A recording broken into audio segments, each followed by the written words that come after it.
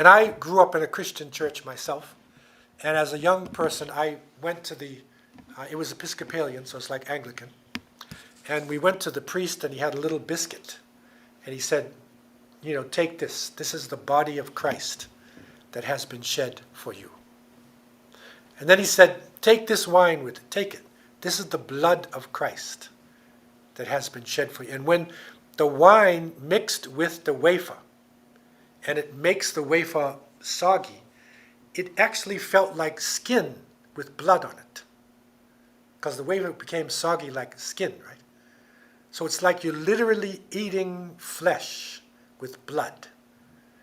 And that was strange to me, because I had just finished watching vampire stories and other things like this. I said, how can this be religion?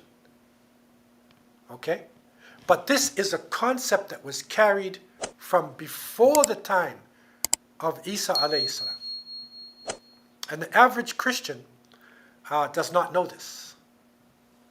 So Mithras, or Mithra sometimes pronounced, is an extremely important person, to these cults, the people during this time.